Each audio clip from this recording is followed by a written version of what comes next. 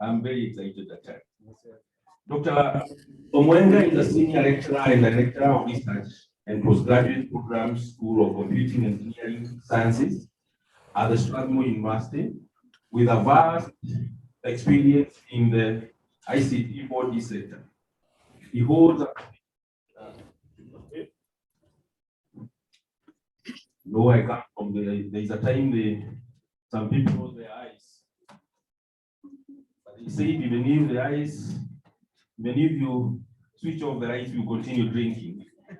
So I will tell you the mic, even if you refuse to talk, I will continue speaking.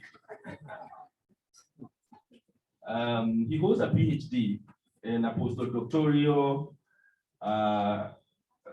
studies from the University of Nairobi and Indian Institute of Science and Tech, respectively. He has previously served as an instructor with Oracle Academy, USA.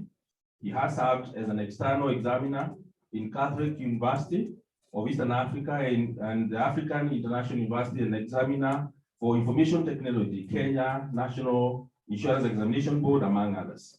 He has vast experience and interest in database designs and system integrations, system dynamic modeling, AI, data mining, and business intelligence, statistical computing, and strategic plan development. Ladies and gentlemen, from that vast, and I believe is a bridged one, you can attest that we have a very, very experienced speaker for us this afternoon. Please, I pray that you give him your attention so that he can be able to debunk for us this whole issue of AI and all those very tough words that sometimes becomes hard to interpret.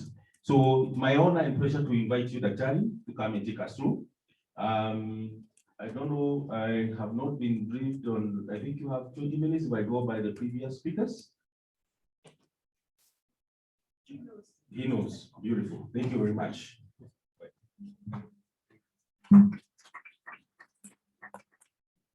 Thank you, Honour Chair. Thank you, the conveners of this important conference. And it's really my honor to be here to share my thoughts as far as technology is concerned. We'll be doing this with my two colleagues. So I take the first part, then they take this, the other part. So because of time, we are likely to limit ourselves to key points, and then you will be given,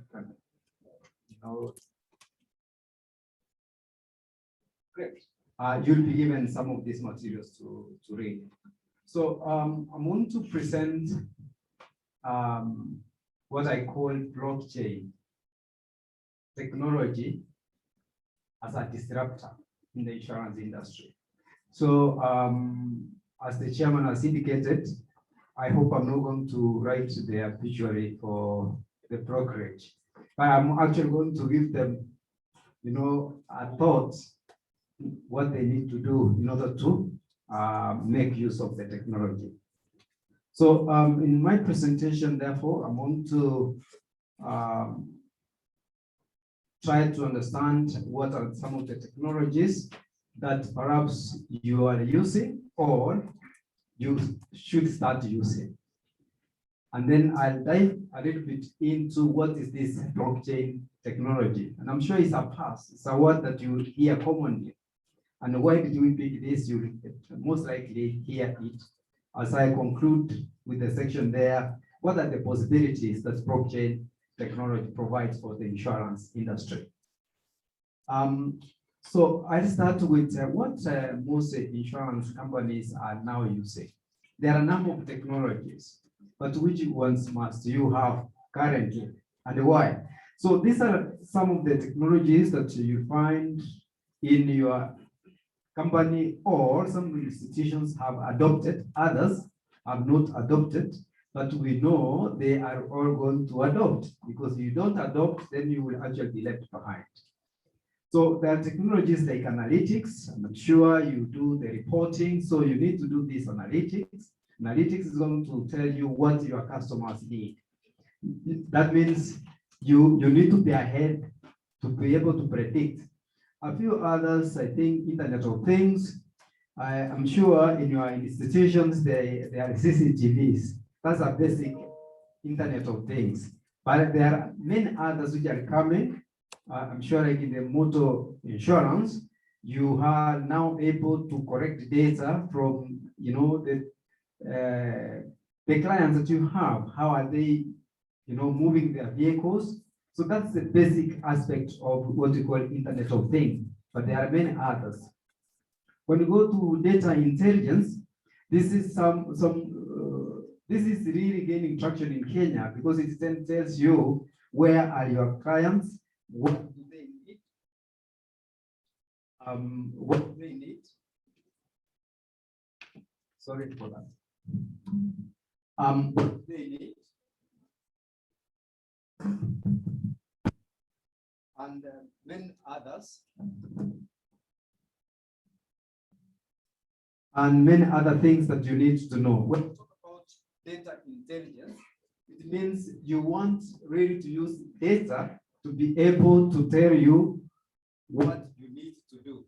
So you move away from, basic data decision making, but you make decision based on data. Data, the insurance company generates a lot of data. So how do you analyze this data? So you need tools that are going to assist you to do the kind of operations that you need to have. So, but we are saying blockchain is one of those technologies that are coming. Is one of the technologies which is coming a bit late, but then we want to understand how it plays out. Machine learning, our technology seems to be giving us some challenges. Bear with us. Machine learning, when we talk about machine learning, it does not necessarily mean that it's a machine that you put somewhere there. Okay, here it's really coming up with specific tools or some specific models to be able to make inferences. An example is what we talk about regressions. If you want to predict, you only need a formula to be able to predict how your company is likely to perform over a period of time. Having said that, so blockchain is going to play a critical role in ensuring that all these other technologies work for you. But we want to understand what is blockchain. Blockchain, we say, is a system which has the following characteristics. The first characteristic is that it has what we call transactional ability. And I will talk about a little bit more on this. Then it has also what we call immutable ledgers, decentralized peers, among other characteristics. That these are the things that make this system to be what we call a blockchain. So the first thing we are saying, a blockchain is a system, like a database. In fact, we say it is a decentralized database, which has the following properties. Now, what are these properties? We talked about transaction. I'm sure what you need to know about a transaction is the historical data of our client. So you do not want data or a transaction that you cannot track back. You do not know the source. That's what we call provenance there. That you can know the source. You can actually be able to know it was done by so and so, and it is existing. The other thing is immutability of that database. Here we are talking about it cannot be changed. Immutable means it cannot be changed. What happens is that existing databases, so long as the person who is managing it has it, can change it. So even let's say a transaction which was done can be altered. So in that particular case, then blockchain tries to ensure that changes do not occur. It has that ability. So it only provides you with the ability to write and read. So you cannot actually alter. The existing other databases will give you ability to update and delete. This one does not. It only gives you ability to do what? To create and actually read. And in that case, therefore, it becomes permanent, kind of. The other thing is decentralized. So this is where now the brokerage firm will be important. I'm sure they connect to various, banks. So just imagine they are not. I would see the brokerage as a node which can be connected to the main bank. So in a sense, blockchain provides what we call decentralized database. Unlike the other one where you have it stored in one node, in one server within your premise. But this one provides a way in which it is distributed. So the first one you see there is what we call centralized, and so we are saying in the centralized, it can actually cause a lot of problems. If something happens, you lose everything. But when it is decentralized, it means if one node fails, you can get information from another node. And I think that gives what we call a redundancy. There's what we call an encryption. In an encryption, it means that data is hidden. Even when data is being transferred, the only person who has the key will not be able to see. I'm sure in the recent past, you know what happened. We were told there was something, the man in the middle. So the man in the middle then will not be able to see that. So encryption means, protection. Otherwise, we talk about hashing. Now, this one then it allows some of the projects provides an ability to create your own encryption. There is also what we call a consensus. What this means is that one person cannot make a change unless they agree with others. And I'm sure that is what the insurance company would want, so that no records are added, but they are as they were originally agreed. There is also what we call smart contracts. Now, smart contracts, this is really digital. They are ordinary, contracts, but which are digitized. Instead of now having the papers that we, which can be changed, but now this one we say they have what we call smart contracts, digital contracts. Now, what are the challenges if you want? Those are the attributes that, what are the things we want to consider if you want to adopt the blockchain? First of all, let's try to understand what are the challenges that blockchain can tackle. One of, we know this poor user engagement. We agree we don't engage our, you only send to them the reminder to pay the premium, isn't it? That's the reality. But the user now, you are going to see the user has changed. What I'm presenting here, this is a research paper. The user has changed. He wants to be engaged through the phone. The other thing is continuous usage of legacy systems. Most of insurance companies are using all systems, what we call legacy systems.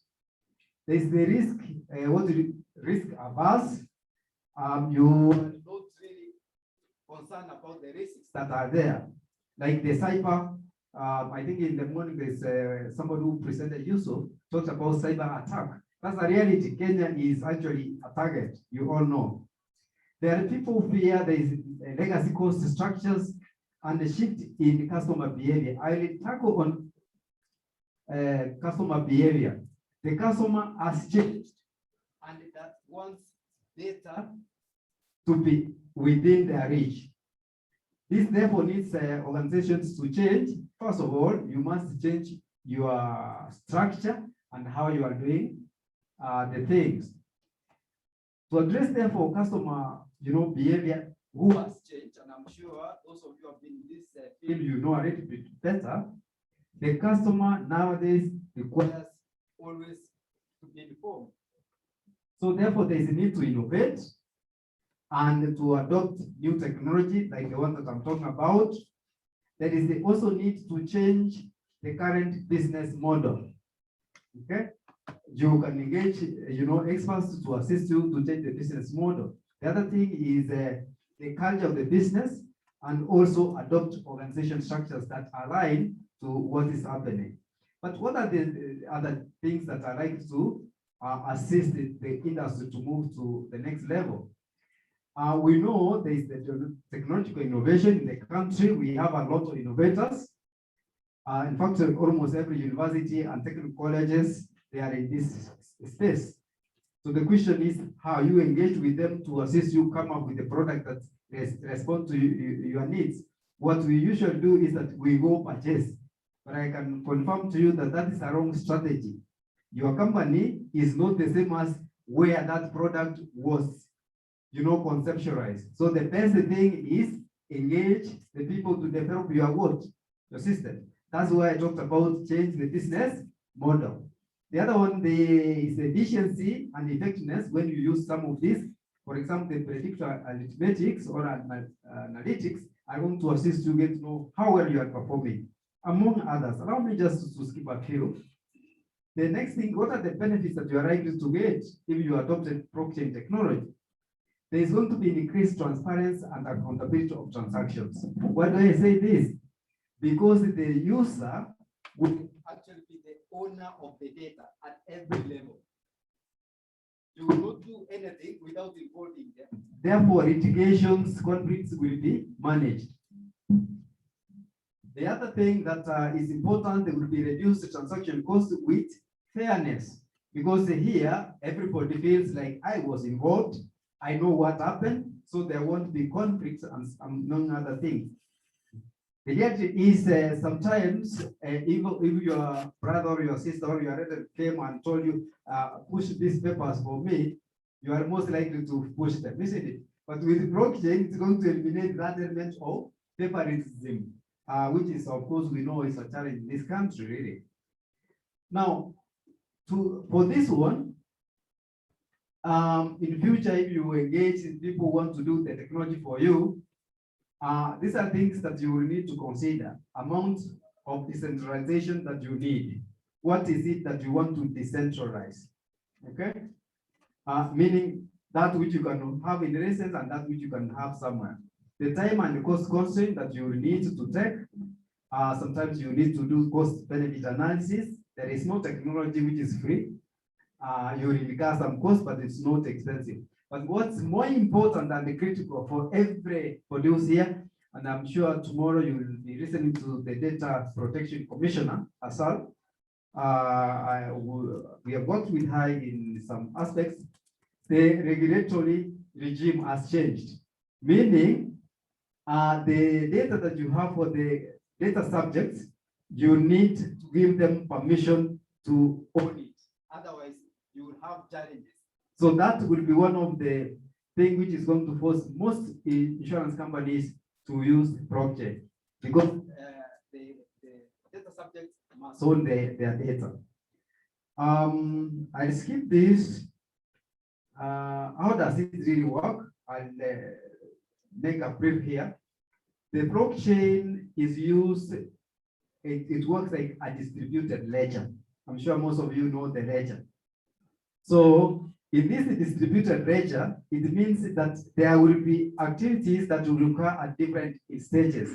So this ledger keeps on adding, data at different levels and at different points.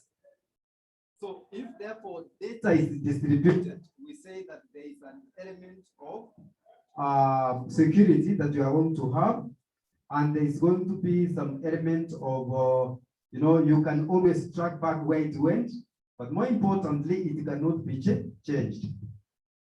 I would have wanted to talk a little more, but because of time, I'll just repeat here that can insurance benefit from blockchain? The answer is yes.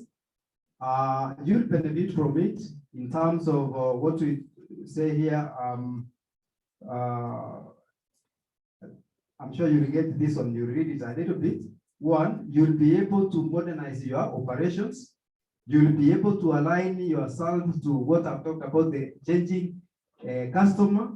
You'll also be able to you'll be able to empower your customers. Then they are also part and parcel of your business what? Model. Otherwise, if you don't involve them, and there is no way you are going to involve them without the use of technology, then you will be alone. So I think I'll leave it at that, but we can take questions at the end. Thank you very much.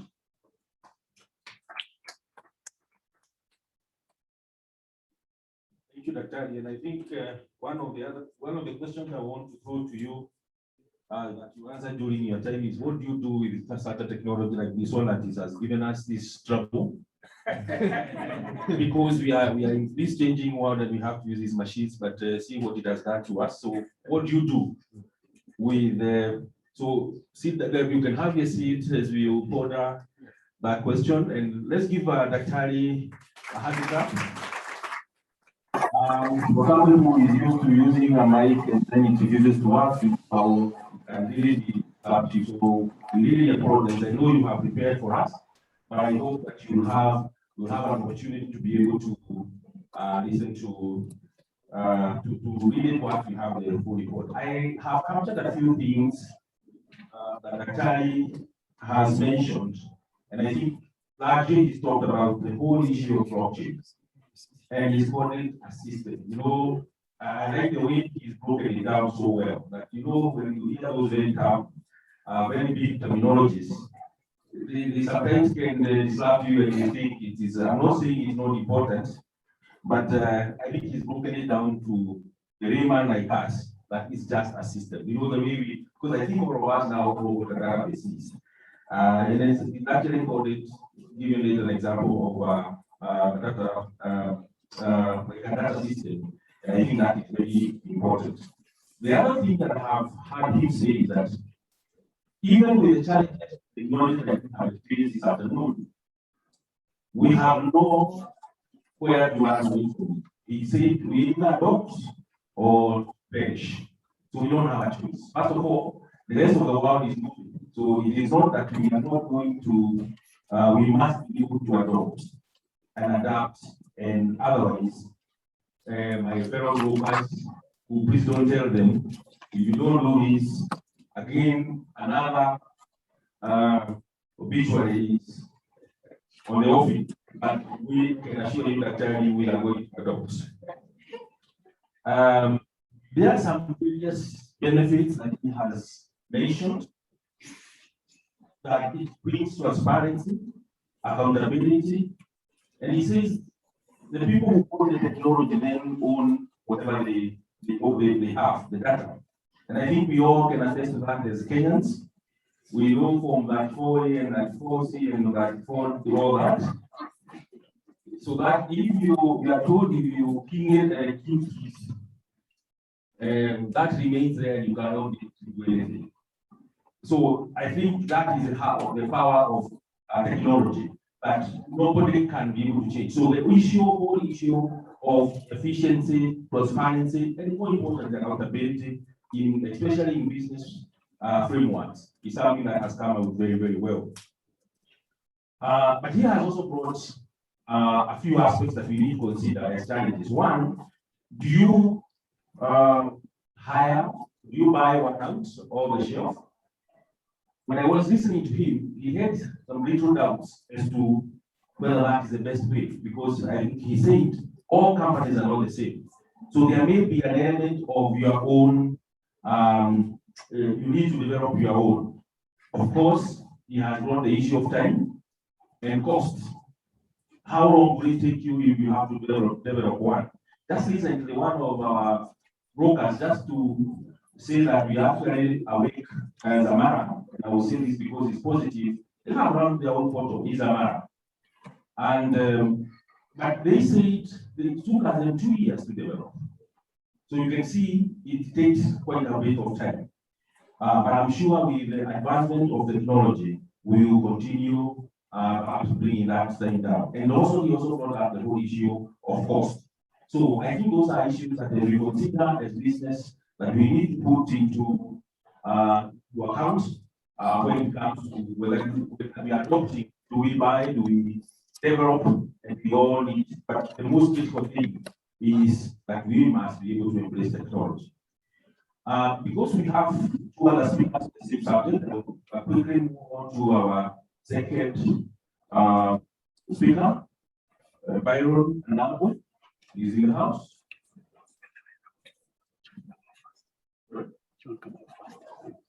Yeah, I think you come in the meantime. Sorry for that. Let's bring John first. John, come up. Yeah. No, you're looking very young. I think we must go to what I took this also. I was comparing and I can tell you a piece of technology.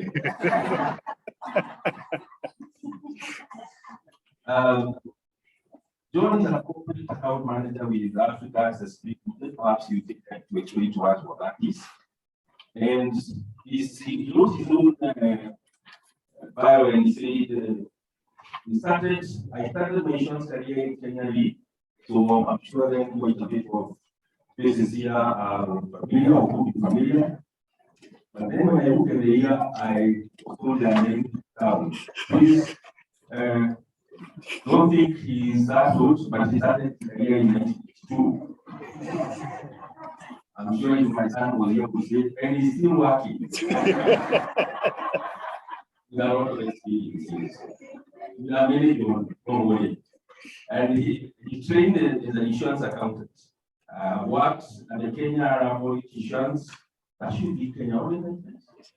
And Fidelity issued insurance where I headed insurance and IT functions before moving to Policy Master PLC in 1996 to manage the Africa office in Kenya. Policy Master evolved to Cyrus Financial Systems PLC to presently SSP. Oh yeah, SSP is a group provider of insurance solutions for overseas. I have worked, this is him, in insurance solutions implementation in Europe, Asia Pacific, India, and Africa. As people consultant over the last few years, I assumed the role of corporate account manager responsible for accounts in Africa, out of South Africa. He assists customers in business processes improvement through use of technology and insurance product innovation to respond to evolving market demands. So I think looking at his CV, obviously, he brings a very well experience. Perhaps with the technology of the deal was a little bit not as robust as it is today, and I'm sure then he will give us an insight of how he sees the business as during the day and perhaps today. So with my online duty to request John to come and address us. Please encourage to come to the phone. I think the people who are not very technological, these machines here, the mind is, I don't know why Dakar is what he's holding it is confusing. Perhaps you have an issue you have to tell us about. Thank you. Thank you very much, Mr. Mwangi. Madam Director Agnes, thank you for the invitation to come and speak to the session, and I would like to also thank Roswanda for encouraging the Institute to invite me as a speaker after we met at the Insurance Institute conference in South Africa. Yes, as you heard, I've been in this industry for very, very many years, since 1982. I had my own interactions with the Insurance Institute, where I think for Kenya, I used to take part in the quiz. I don't know if they still have the quizzes. And I managed the Kenya volleyball team then that was only rivals were Kenya National Assurance. As you've heard, I work with SSP Limited. It's short for Software Solution Partners Limited. I'm sure you appreciate that's a very long name. So as a cooperative, the name was just abbreviated to SSP Limited. We are a global provider of insurance solutions. We don't do anything else but insurance software for both the short-term insurers and brokers. And we, as I said, we are a global company headquartered in the UK with offices around the world. I am one of those that Anthony has accused of predicting the extinction of the broker. And at the broker conference, I think in 2015, I did make that prediction. and I still hold that they will be extinct. Obviously, we shall have a conversation as to how they can re-engineer themselves and not get swallowed by technology.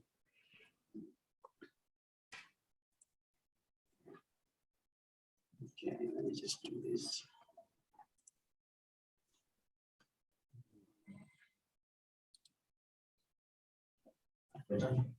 So what I would like to look at is where we are and what technology is doing. And in Kenya today, we've got about 23.5 million people who have access to internet in one form or another. Now, if you actually think about it, what this means is that as an industry, we do have such a huge market to go to, but unfortunately, the figures behind that and what it is that we're doing as an industry are not exactly very representative. So, what then should the industry be doing? And not just necessarily the insurance industry, is that when you look at these three demographics, each and every one of them has a particular need for technology and the digital world that the various industries are bringing across. So what I'm going to look at is talking about the digital age, because everybody talks about it, and in my interactions with various insurance companies elsewhere, I'm not aware about it here, but I know two of my clients outside of Kenya do have what they call, not their chief technology officer or CIO, but actually somebody called the chief digital officer. So what they're actually doing is that they're actually taking, paying close attention to the digital age. But then getting into the digital age, there are those who want to be digital leaders, and there are others that we call analog leaders. And in the insurance industry, we find a lot of analog leaders in the digital space. And these are the ones that are going to invest expensive technology, expensive applications, but all that they're doing is replicating their old traditional models on this new technology. I think it was Sarah Palin that talked about applying lipstick on a pig. It just looks good, but it's still a pig. So if we are going to do this, then if we want to get into the digital age, then we want to be called digital leaders. So, and this is what I'm talking about in the insurance space. You still have that kind of an insurance policy, document, schedule. We still do this, don't we? Okay. The problem with this is that we've adopted all that the technology did was key in the data, and it generated the same document that you sent to an African printer to do for you. So you've got a digital printer that is for you in the office. What about the digital leaders? Now, the digital leaders are those that are leveraging on the technology and changing their business processes to evolve alongside the technology that we're using. They're those that are going to use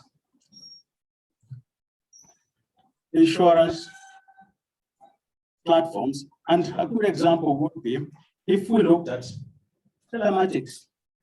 We're all talking about telematics. I know there was this, I think it's Heritage that have something like that. But the challenge I see from the Kenyan space is that technology is there, but do we have the science to price it correctly? So what we did some time back with Progressive in Australia, partnering with a company called Nelly, was build a telematics solution.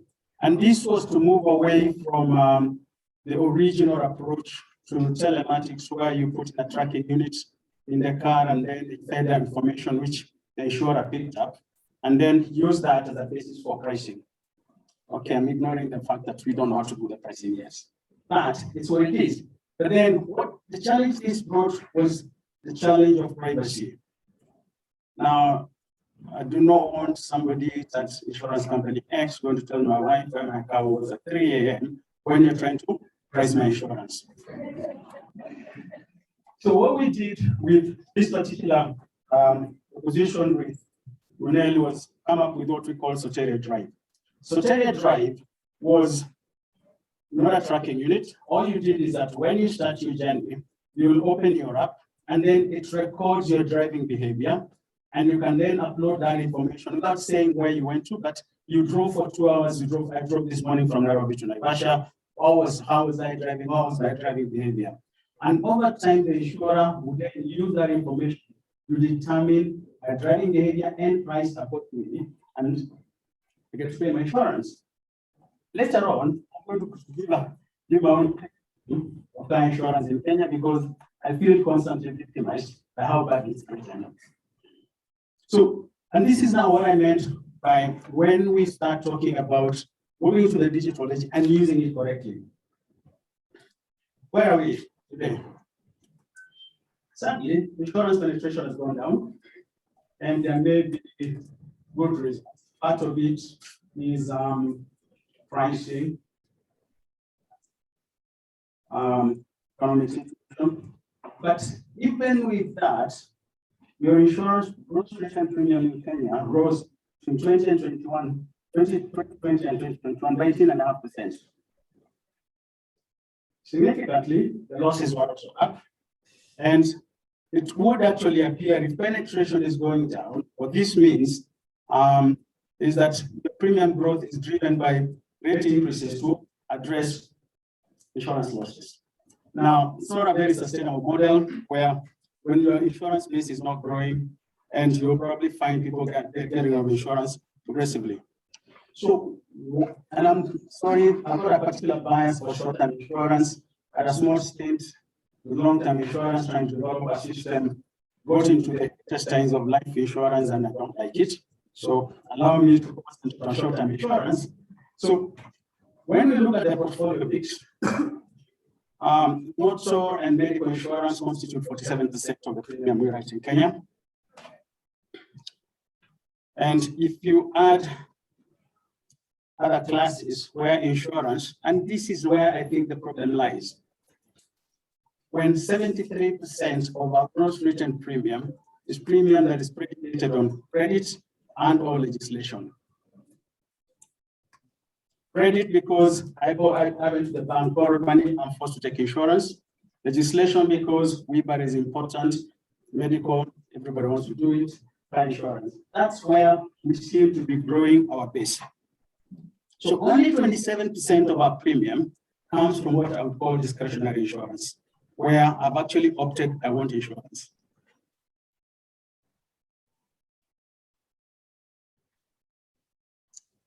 And this is where the challenge lies. So insurance companies have actually invested a lot in technology, and the few insurance companies that use my software here and elsewhere always complain, John, your system is very expensive. Unfortunately, yes, it is. You will need to seek help from the regulator.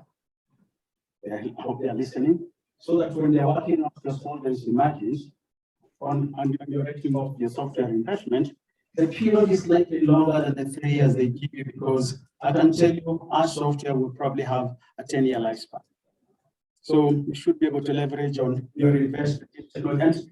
I am aware that it's not just here, that one of the deterrents to investment in technology is the cost, and more so when it's applied against your respective solvency margins. So perhaps the regulator can hear you out on this one. But then when we go to the technology, what do we do with it? One CEO told me, John, you sold us a Ferrari, which we are trying to drive on Thika Road and it's still too slow. We need to move beyond using the technology to just generate a policy, raise a debit, and be able to do management reports. We need to use the information that we've got. So what hasn't changed? As you heard, 40 years ago, I joined the insurance industry. And lucky to get a mortgage from Kenya Re, and we were required to take a domestic package. And my domestic package policy in 1982 had section A to F.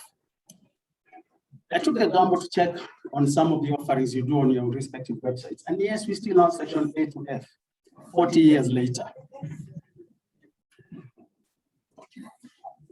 True. And if I want it, I still have to fill in about 6 pages of proposal form. I can surely We need to evolve even with the technology that we've got. The second problem why I see the industry is that we are reactionary. Our premium rates react to events. I remember when there was a lot of theft of vehicles, all that the industry did was increase the theft excess, but I'm not very sure they actually looked which models are being stolen a lot more than the others and apply the excess on that. So you'll be surprised when I add Subaru vehicle owners do get discriminated by insurance companies, merely because of a few people.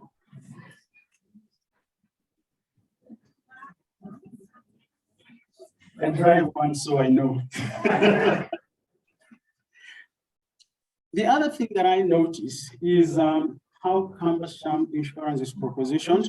So if I have two cars, invariably, and one is a pickup, the other one is a saloon car, I will come out of that office with two policies. There are many other places. Why can I not walk out with one policy? The technology should allow you to give me a schedule for my private car, my commercial car, and have it all in one policy. In the commercial line sphere, you still do standalone money policy, burglary policy, fire policy, workman's compensation policy, but with the exception of somebody that comes and says, I want an assets or risk policy. So again, we still is doing very well. It's not efficient. The technology should allow you to do all this. Elsewhere, I know one of my clients in Botswana, they only have two products that they sell. A personal select product for personal lines and a commercial select product for commercial lines. In there are all the 15 to 16 risks that the commission has prescribed. They are all in there, but they are taken as risks to a policy rather than different policies that are issued. I'm going to show you an examples of how some of these things could be changed. Traditional insurance intermediaries, brokers and agents are still selling what it is that the insurance companies have come up with. The only change is that the insurers lost control of the rating because the brokers tell you this is the rate or I take it somewhere else. And I know brokers will argue with me about that, but I know it's not unique to Kenya, is that, you know, John, you're a broker-dominated market. But don't worry, they'll be extinct soon. So finally, the insurance consumer doesn't trust the insurance company, true, and the relationship is actually more of mutual suspicion. For insurance companies, you put in a claim, the first thing is that I be sure it is the right thing, right? So that is, some of these things are what it is that we live with. So, and they're still not changing, is our products refuse to evolve. Our pricing is still not scientific. I still recall when I joined the industry, and you used to get a motor quote, there was a tariff that had the cubic capacity of your vehicle, make and model, one rating factors. Today, we have only one denominator for rating, sum insured, right?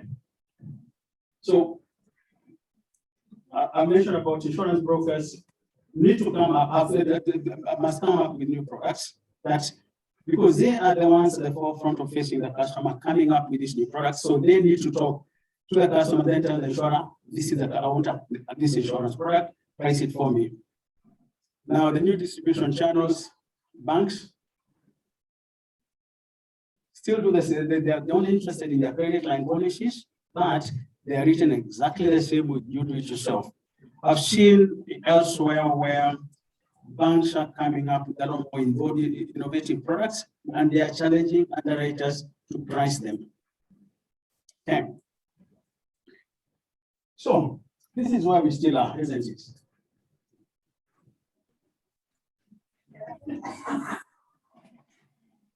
I'm sure that laughter is an embarrassment because 40 years we're still doing this. So the wording hasn't changed, and I know the regulator has tried to come up with trying to standardize the policies. But the challenge I see with this is the unfriendliness of the policy document. I'll probably not get to read it. But what if? Just what if?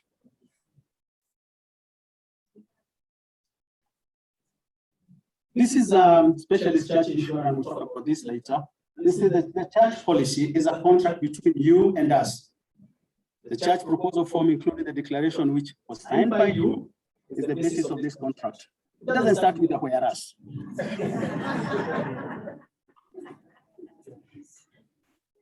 So if you're doing friendly worded policies, they probably a customer will want to read, understand what they're taking, and perhaps may buy a lot more.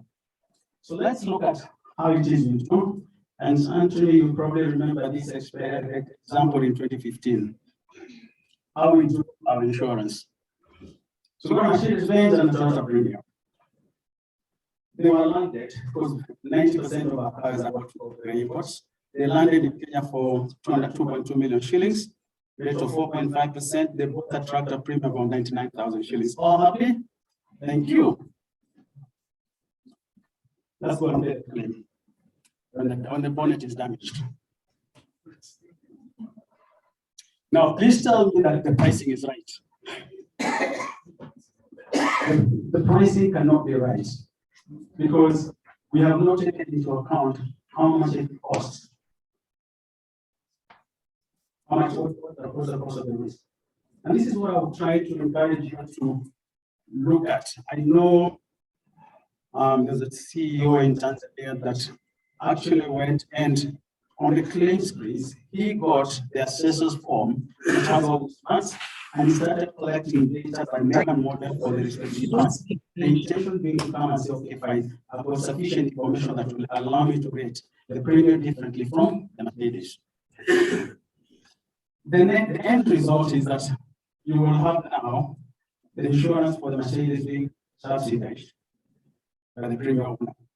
That cannot be fair. So how does, after all this, how does the rest of the world do it? First thing is that they've developed insurance products that resonate with the consumer. So this is one that probably the largest underwriters in the UK, Direct Line Group. And these are the products they sell. I hope it's clear for you to see. I'm not sure how we can get it to that. But in a nutshell, what they've done is that they group the products by business type, profession, and retail, and the industry. A number of times I'll go to an insurance company and I'll ask, how many lawyers are insured in your office, in this company? Don't know. How many accountants are insured? Because tendency is that for lawyers, the key product that the policy you want to sell them is professional indemnity. What about you're conceptualizing a product for a lawyer's office? And there are many things they do, and the key one is ideally is professional indemnity, that there will be other elements of that insurance. There is one particular policy that I like, and if you ever go to, I think they're called DLG, something of .co.uk, get onto the website, they want the salon insurance, that's for the hair salon. They actually thought about what insurance does a hair salon require? And they came up with the insurance, and you will be surprised. The insurance they require is normal furniture and fittings. They've got liability insurance because they use chemicals and stuff, product liability, for workman's compensation, but it's being built to fit into what a hair salon would require. And in a lot of all these other examples you've got, the covers don't change, it's only who needs what. So a hair salon probably requires professional indemnity, but a clothing retailer doesn't require. But each one of them require insurance. So it's more going to come, where I'm coming from, that we can actually come up with friendly insurance products, so that meet the specific needs and requirements of the consumer. What about the channels? As you probably know, I had started off this journey very many years ago, and I recall we had one underwriting manager then that was called C.K. Patel. We got a driven party building, and probably, they might be the ones I think who evolved onto corporate insurance, but we were an underwriting managing agent for some company in India. Why am I talking about this? Because it's a channel that we do not exploit. UMAs or MGAs in Europe are a big thing because it allows people with insurance expertise to actually come up with insurance products. They are not necessarily the carriers. They will conceptualize the product, price it, and pass it on to a carrier, which now would be the insurance company. But what you end up having are specialist underwriters. And I can give you the 3 examples that we've got is Carasure, they're based in South Africa, and their area of expertise is caravan insurance. Church insurance specialists, apart from having, I know in the UK you do have specific companies that target the church. I think one of them is congregational or ecclesiastical, but church insurance specialists are an MGA whose focus is the insurance of church building, furniture, church staff, the offerings, and the cash, so and tithe. So, but the concept is that they have a niche market that they are looking out for and providing insurance. The last one we've got is hospitality insurance underwriters, but what they do is that their focus again is the hospitality industry. So there are all those areas that we can look at in the form of channels. The last one that I would like to deal with is about how can we grow insurance penetration. And in South Africa, again, we've done quite a bit of work. 98% of all personal lines business is on true monthly policies that renew every month. And it doesn't matter, it's straight from motor to every other class of personal lines insurance. I know we do have a small challenge about the disc, but it's an easy, as far as I'm concerned, it's a very easy thing to do because that disc is representative of third-party insurance. And if I want to charge me 7,500, give me that, and then let me pay for monthly for the asset. If I don't renew, I can still drive my car around every 30. But you are having people take insurance. Take something like, and I'm here looking at discretionary insurance like home insurance. My local insurance, my local insurer, I think I am the only one in that country that has a monthly policy for my home insurance. That it becomes as easy to pay as paying your support subscriptions. If life insurance can collect premium on a monthly basis through salary checkups, can you imagine what would happen if an insurance company engages some of these corporate arrangements, not just car insurance, even home insurance, but then it's done through salary checkup? I am certain that a lot of you that from different insurance companies, staff insurance is still paid monthly through salary checkup. Why don't we extend that to the consumer out there? And how many people can we bring on board? I believe you're going to be forced into this situation because the regulator is still pushing for cash and carry. IFRS 17 is pushing you into cash and carry. So that evolution is inevitable. The good news, especially for the accountants, if there are any, is that at the end of the year, you actually do not have any unearned reserve provisions to make because all premium is fully earned because it's paid a month in advance. Think about that. A lot of times, and I've seen a lot of companies trying to get onto mobile applications. And here I'm talking about now digital distribution channels and don't go for mobile apps. Then the least, especially in an industry where people don't like cash, I'm not going to ban my data trying to download their application to get a quote. So what people have done is that they moved on to areas where of technology where they actually can still give, I can still buy mobile insurance on my mobile device, and these are what we call progressive web applications, where a browser is optimized for the respective web application. The advent of aggregators, I think they're coming into Kenya, and these are the ones that are going to ultimately kill our broker, because they will go in and they'll get you quotes from different insurance companies, and you can buy from those. However, as I said, the one thing that is going to happen with the broker is that they will be holding into risk managers, especially for commercial lines business, and the revenue stream shall be risk fees rather than commission. I am sure that is where they will make more money than commission. So, one last example, two examples that I just want to give you is how we can change home insurance.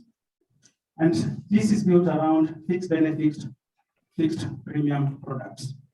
So it's not negotiated. You find yourself, fitting yourself, and I cover based on where you want it. The insurance company can structure how you want it, done. And as you can see at the bottom, premium is paid on a monthly basis, and it isn't a lot. The second bit on insurance would be for the executives in here that play golf. Move away from buying golf as insurance, buy golf on the day of. On the day you're playing golf, because apart from the kit, the rest of the risk is liability and the whole in one. Buy it on the day of golf. You don't have to pay a full year's premium when you don't play golf every day. And here again is insurance companies partnering with golf clubs.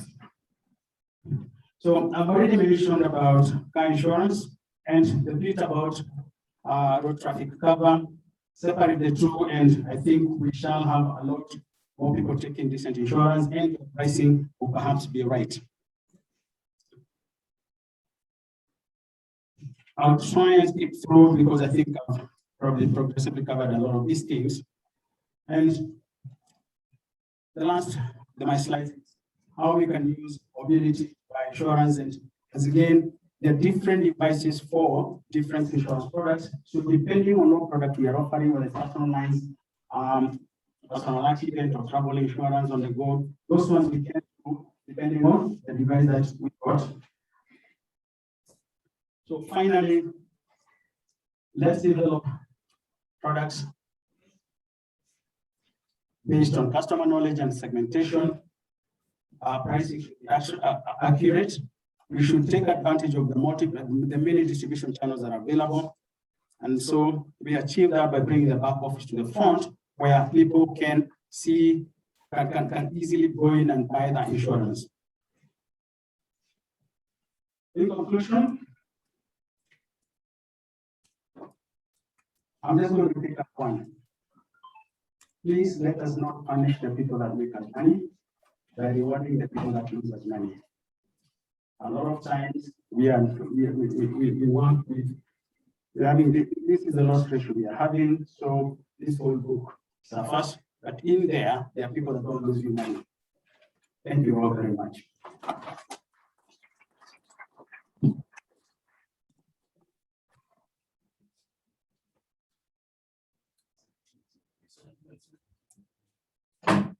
Let's give him a better clap.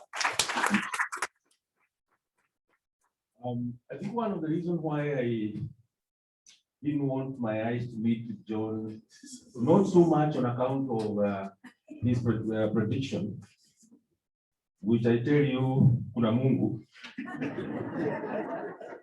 But I think more importantly because he has offered us quite a number of solutions. And then when I was listening to him, I wish we have all the time to hear more, because it's coming from jurisdictions that are ahead of us in insurance. And I have that in one committee in the regulator's office. And there was a real data.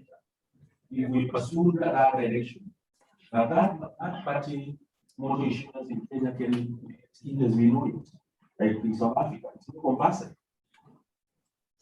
If we have to pursue these hit and run people because nobody insures them anyway, because if you hit somebody and run away, nobody sees you and such, and you need to cover them, then they can only be covered through a fund. Remember, as we speak, as we sit here, the courts, and we have our key here, they fought so hard, and now you are able to. So I'm happy because then you also now ask for us. The courts ousted the limit and the party legal liability. Today you hit that person and your cover has only 3 million shillings. My friend, you're on your own for the difference. Now, if that has to be pursued, so nobody in Kenya as we sit here is adequately covered. That is the gist of this whole issue. And therefore, if we are going to have covers that are not making sense, then the government will reach the point where it says, we don't need a third-party cover. And please, the regulator, I'm not asking you, and I'm not giving you ideas. We need a third-party cover because we are told it constitutes 73% of our earnings if we also include waiver. Those is other discretion. So I think it's a very, very serious issues that John has actually brought to us in terms of the challenges that we are facing in the industry. But these are issues that we have to face. If we pursue that whole issue of third-party liability cover limit, I portray and I see a situation whereby we might see our third-party cover going, because if we are not adequately covered. So my take is that the industry needs to go out there and perhaps get registration that is going to cover or bring some sort of element of coverage. Otherwise, there is nobody currently. Let me know that it's an authority, but from the regional, as I know, nobody is adequately covered in our Kenyan setup. And that is a very sad situation for us to be in. That we think that we are covered, that the car that we're driving is think that you are adequately covered. But if you hit somebody and record awards in 20 million, where you negotiate, we can only, and even when we do that, you still be left with the moment. So I think it is very, very, very critical, and that's why I told John and give him a bit of time, because he challenged us to start thinking out of the box. Particularly on when it comes to the issue of also the predation of cars. And I want to say that we cannot continue doing the same thing that we have done and survive. And now to a challenge again here, and I'm glad because our regulator is also in the house, both at the board level and our regulatory level. We have so many people in this market who want to develop products, but we are not allowed to develop our products. So where is the innovation? I worked on a product for 2.5 years. Taken up by underwriters. They are now driving the best cars in town. I still am in my old one. Because I have to put it out. And then what happens tomorrow? It was changed the name. We are the only people who do not allow innovation in that way.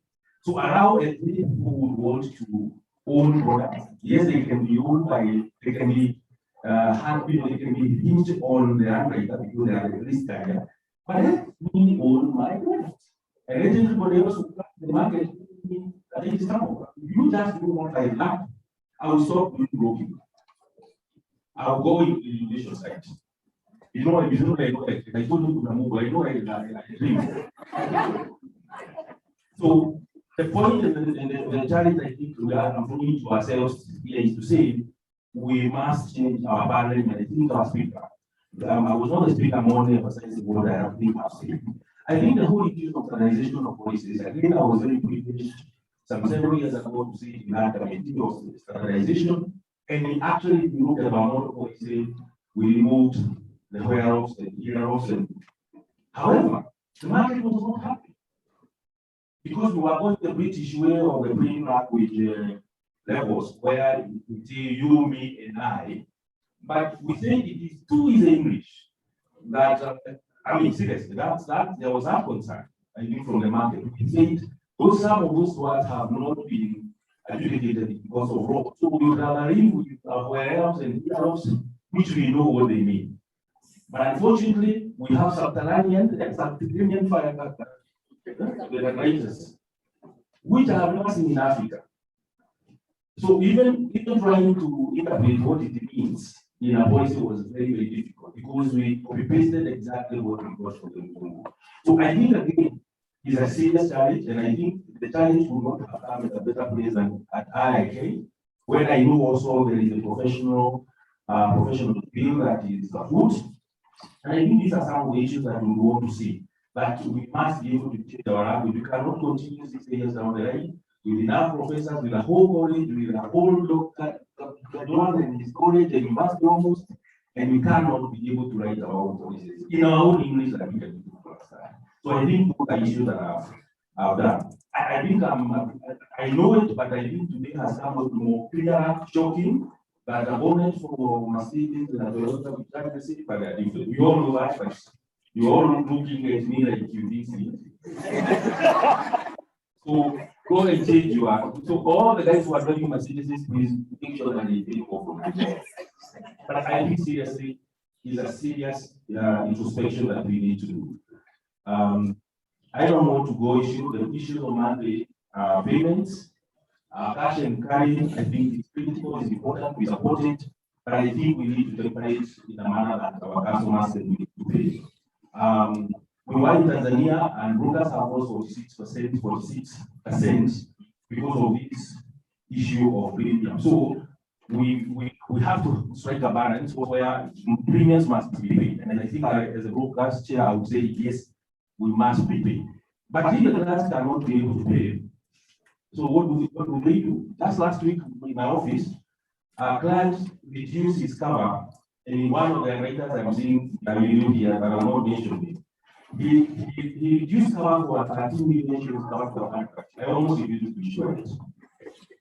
13 million shillings, I was earning very good commission that I'm only going to run for 1. But he said I can't afford it. And we didn't give him an option. We tell him to go premium financing, do all those other things, because when it goes monthly, it becomes expensive. So we must find a way of doing so a lot of those things. So there are a lot of changes that I think our speaker today has really, and I don't think I can do a better job than that's what we need to stop there. But just to say that we feel challenged, and I think thank you very much. Perhaps we give him another round of applause for encouraging us. I wanted to invite you to Master, only because if you come with that prediction again now, I don't know what I'm going to do. But perhaps that scare has enabled me to start thinking seriously. How many salons, how many churches, how many mosques, how many start businesses in this market that we are living at? I think that is the beauty of when somebody scares you to want to leave because there is no option. There is no option. The last statement I think is to me my big hope that we punish the people who give us money and reward the people who cost us money. I am not the speaker, I'm not the one who wrote that, but you know all those people. So can we go back to our offices and say, who are these people we are punishing? We are punishing, I think the people that I know are the people who pay us money. And we reward everybody else who caused us to lose money. So can we go and change? I want to invite Beron Anangwe, if he's in the room. Beautiful. Beron is an individual passionate about developing solutions and applications in geo-ICT, geoinformation communication technology sector towards the sustainable development of Africa. He is a keen advocate of engaging with communities to increase community and social impact of geo-ICT initiatives. Beron has 20 years of experience in application of Earth observation and geoinformation sciences in sub-Saharan Africa, SSA. His areas of interest are associated with application, training, and policy development in sectors such as agriculture, economy, environment, climate adaptation, commerce, economics, land management, health, with specific interest in natural resources management. Beron is an alumni of Manchester Metropolitan University, UK, MS Geoinformation Management, and the Technical University of Kenya, Land Surveying and Management. He currently serves as advisor to government. I don't know when this was written. You know you need to be wrong. And private sector on matters relating to harnessing of space economy environment for national development. He currently serves as a business development manager at Estley, East Africa. Ladies and gentlemen, let's welcome Brian. I'm sure he's going also to enlighten us like the previous speaker.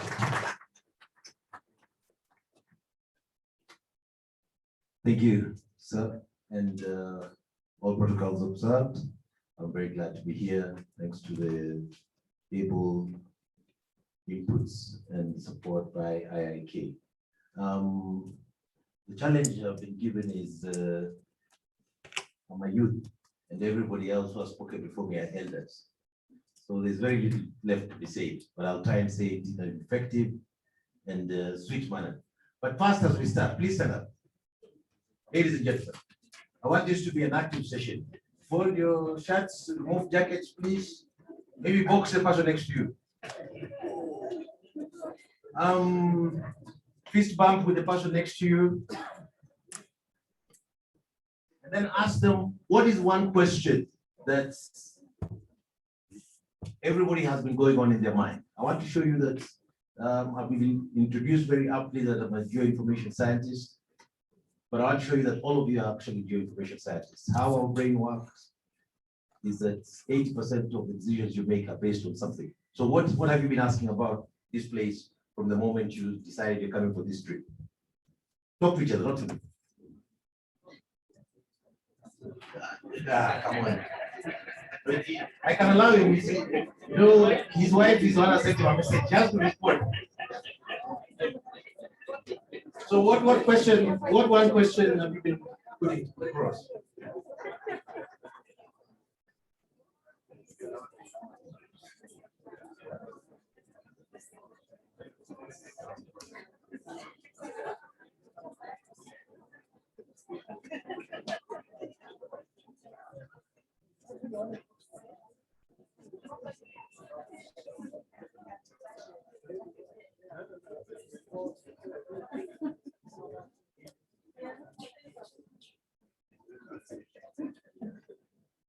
So how many of you said, what was the question?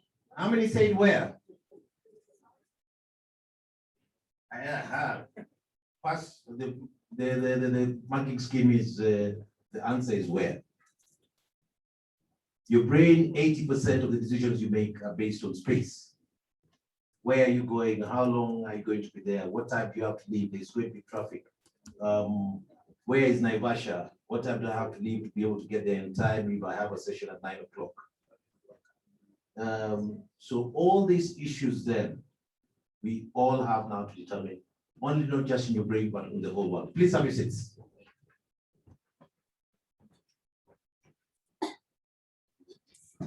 I'm aware that most of you are dealing with data. I'm going to bring home all these discussions that we've been having about big data, about analytics, and so on.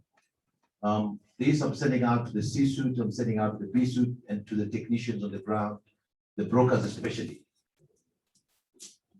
I'm with my colleague here, Evelyn. Evelyn is here, she's standing. Evelyn is our system engineer. So all the data that we've been taking, we put down some data we got from the website of Aki and put it across and put it like this. Is this easier to make decisions based on this? Or is it when you get statistics as Excel files and so on? This is what we call dashboards. Behind the dashboards, all that the speakers ahead of me have been speaking about, we're talking about analytics is running behind this and so on. And today, all these things don't have to be expensive. I know for decision makers here, you're thinking about these things have to be expensive. Today, we have what we call services at a fee. So you only pay for what you use. DSTV, many of you are using DSTV, you're paying for a monthly package which you hardly watch. So why shouldn't you be watching? Why shouldn't you be paying as much as you watch? So that's why we're going now. This is one of the platforms that we have, which is called ActGIS. So we're calling it ActGIS as a service. So I'll be talking about this. And for the insurance, if you're a CEO or decision maker, head of department, this is what you're going to be getting every day in the morning when you come and you put on your computer. You can be able to see how many customers who are brought in on board new, how many agents, how many claims.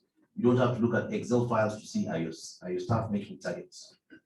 The graphs which can be put on Excel and so on, it's still somebody to go in and put programs behind it to be able to display information. What we're looking at is developing systems that can read all other systems that you're having, be it CRM systems, be it your Excel file, be it any other database that you're running. We can be able to now see how to do that. So I'll jump some of the things that already have been discussed, but basically we are advocates of the science of where. I don't know how many are familiar with index-based insurance. Index-based insurance means there's several factors that come in for you to be able to determine what values you can be able to input and give a client in terms of that index. one thing has been mentioned about the Subaru. We have a user who's having a Subaru, is a good driver, is not a risk. Why would you discriminate him because of the other Subaru boys like myself who go driving very rough? The white hair is a style.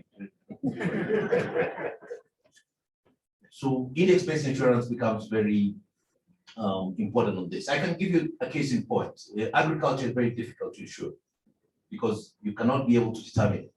Similarly, crop insurance, animal livestock insurance, but these are the mainstay of about a third of the agriculture that we're doing in Africa. We go, somebody mentioned about Botswana. The whole country is just dependent on keeping of cattle and exporting that. Similarly, all the cattle that we hear is being, there's cattle rustling in northern Kenya. Actually, that cattle ends up, the meat ends up in places like Dubai, where a kilo is 5,000 shillings. So it's a whole mafia kind of thing. So how do we insure that? Index-based insurance becomes very important. And we can combine index-based insurance with our indigenous knowledge. Possible, not possible. Indigenous knowledge is the practice that our forefathers were having, and we could continuously do that. Personally, one of my trainings is in meteorology. And again, I come from a village where we do a lot of weather forecasting. If you type on your Google, Ngani community or Abasiekwe clan. Anyone from Abasiekwe here? Ngani. So I have two backgrounds of meteorology. One is the science of the meteorology, and the other one is from the village. And what you will find with the Ngani community is that they're better farmers than the other rest of the villages simply because they listen to the rainmakers. Technically, we don't make the rain, but we read the signs and we can be able to predict when and how the rain will come. But because of climate change, there has been challenges. The elders of the Ngani community were nearly killed about a few months ago because what they were predicting on what was happening was different. So what did we do then? So we, as the now meteorologists for the science, now supported them by putting up weather instruments that are able now to help them read. So what we do is, this is family secret, so please don't take it. You can switch off the Zoom name. But what we do normally, we are able to listen to the frogs. Frogs, when it's not raining or it's drought, they're very quiet. You never hear them. But they start croaking when the rainfall is near. So we're able to listen to frogs and hear what they're saying. One can be saying, Chairman, another one can be saying, Alice, where are you? So they connect. And then we also look at the patterns of how the wind blows and how they interact with the leaves. The leaf can be falling like this, or it can be falling in a spiral way. So we're able to study all those and be able to predict how long it will rain.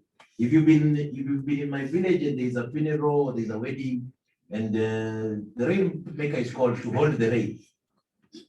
So it doesn't rain until the function ends. And for sure, the function will end and the rain will start. How many have experienced that? Meswin, have you experienced that in the village? How many have experienced? Yes. If the one was thinking I'm saying stories, please put up your hand that you can relate to. You can see any of those members next to you. Yes, the Nganyis and the Abasiekwe. So we are about the science of weather. And when it comes to insurance, all these issues here then become important. Where the traffic accidents happening. I'm not sure if as IIK you also engage with the roads fraternity, the roads engineers, because if an accident is happening at a common place, like what used to happen on the road to Nakuru, Salgari, and so on, then it means that there's a fault in the design. If always there's going to be accidents at the same common place. What is our portfolio? As much as we're here friends, I know when we leave the room and after dinner, we are also enemies because there's competition. Where are our customers? Where are our agents that are performing? What are the hazardous zones? What are the risk areas? So all those questions become important. And for us now, we bring the aspect of where. We normally talk of three-dimensional positioning, where you're thinking of your latitude, your longitude, and your height. Remember this from high school and from primary school when you used to have a small picture in geography. Information systems you're dealing with, for instance, if you talk about your Excel files or your database in Access or any other database system, what those are, we call flat files. When you bring the element of position, then it starts having three-dimensional position. You have an object, but also you can be able to position it in space. Then we go further and say four-dimensional positioning. So you can say in space and also with the item of time. Time becomes important because what is the status?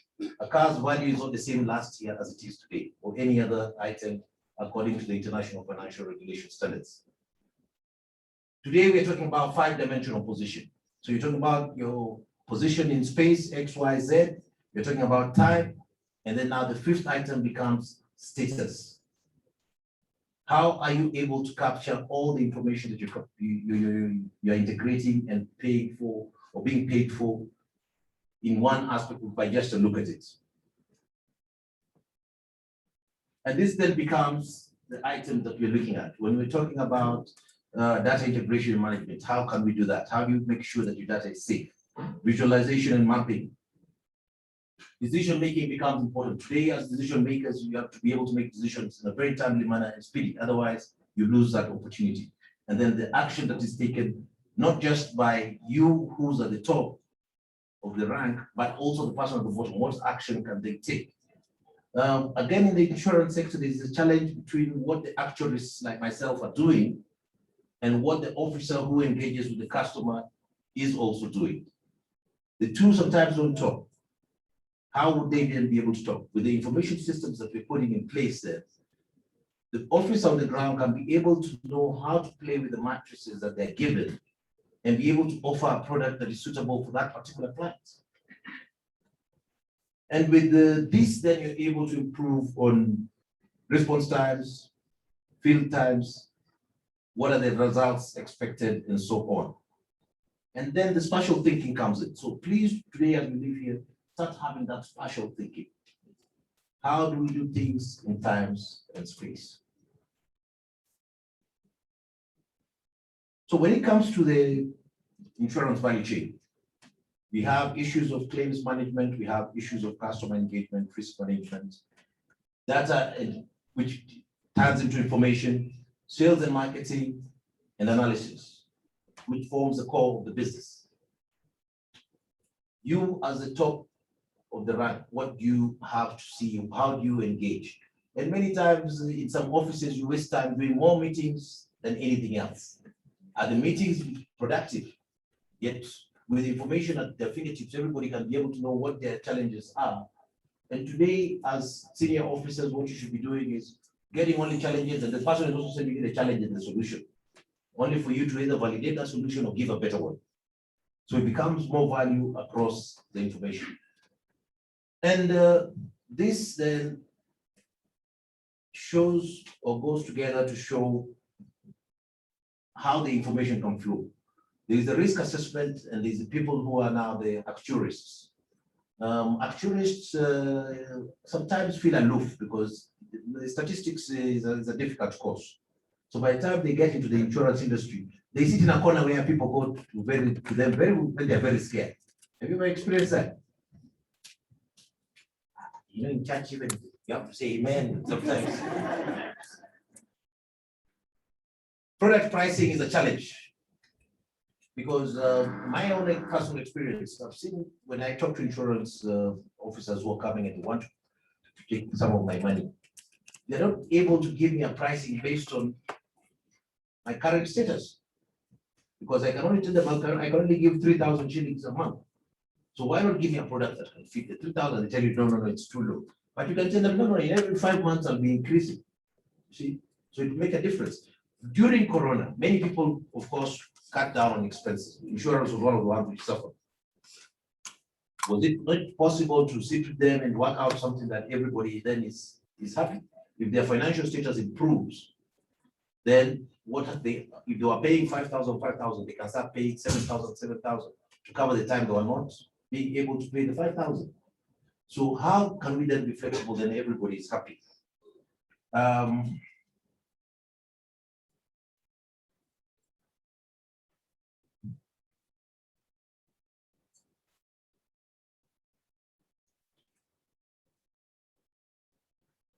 So when it comes to the insurance sector, if you look at what is down there, that's from the top office to the bottom. So there's the executive, there's a risk management, there's the actuary, there's the reinsurance, there's the underwriting, claims, and distribution.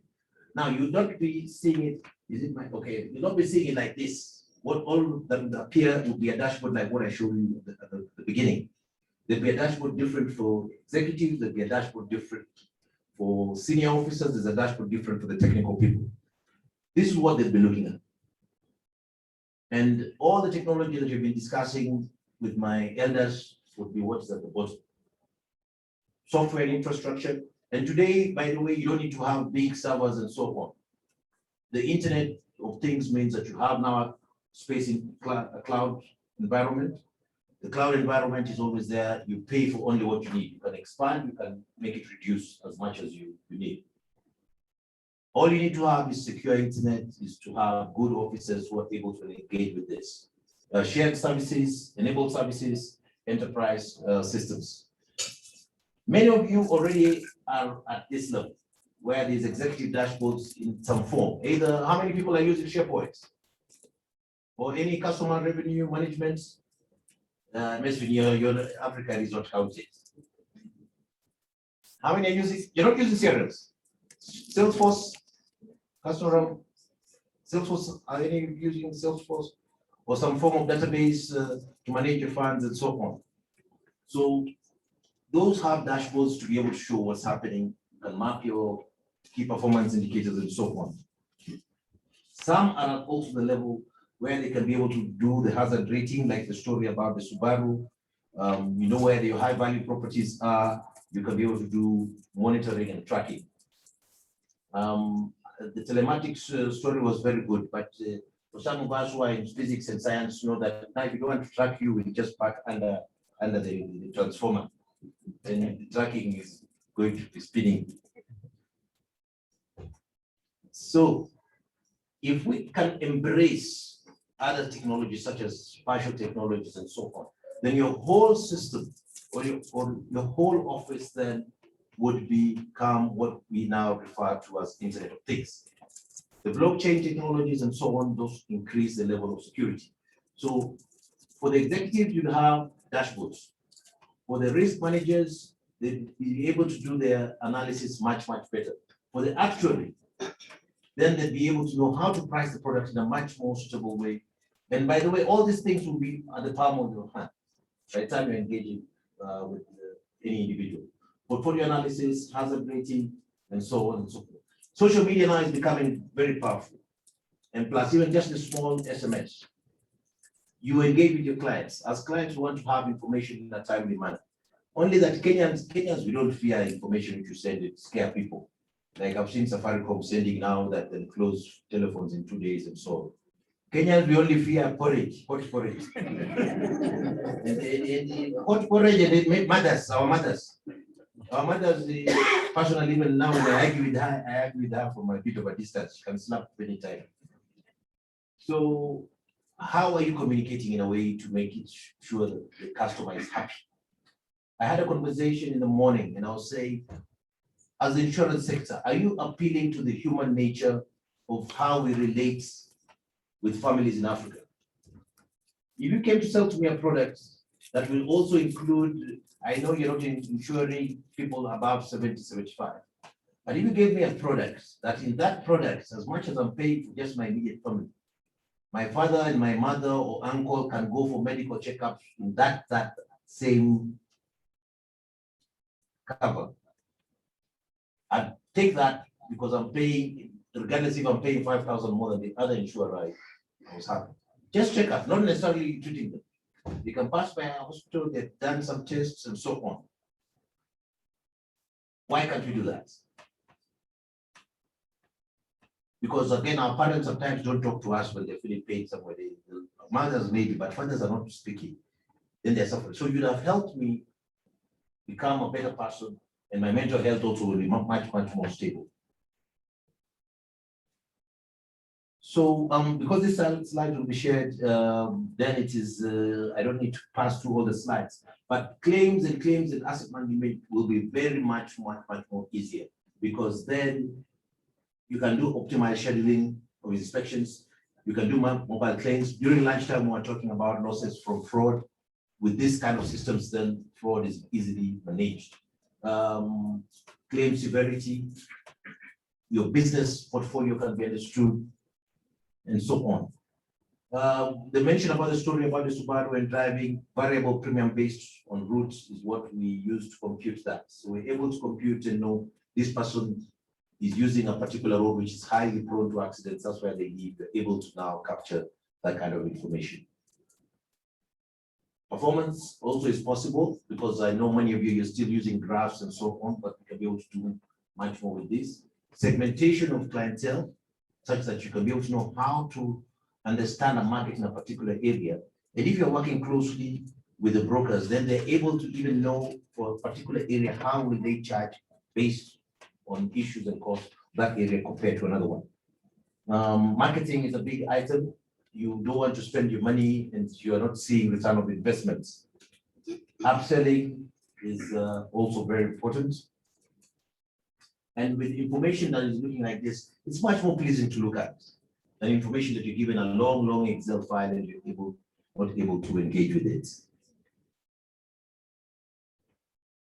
And of course, then your data management will be much more easy. I know some of you have come to your desks, there's files like this, and yes, you know where everything is until you need it and you can't find it. And if I look at your filing systems, I saw somebody that side. The desktop is full of small folders, small folders. I saw one file is written final, the other one is final, the other one is final basic. Guys, you need training in basic IT.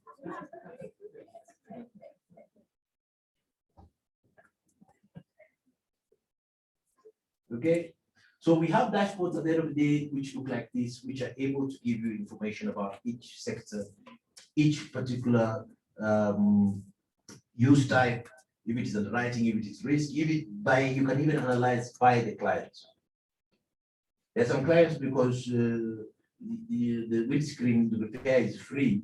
Every year they're breaking the windscreen. So I conclude there. I submit, Chair. I already saw you coming. I already submitted. You're too high.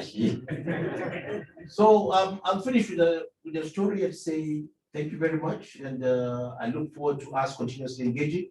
Myself and my colleague, we are outside there. We can also engage. I've sent some links for some websites you can look at. All these things I've just summarized in 15 minutes. You can be able to have a look at those. And we look at, I'm happy to take your questions and we discuss much more. And we see how to implement this. We'll be working closer with IIK, and probably we are happy to give free trainings, 2-3 hours, and be able to pick all this up. Chair, I submit. Thank you very much.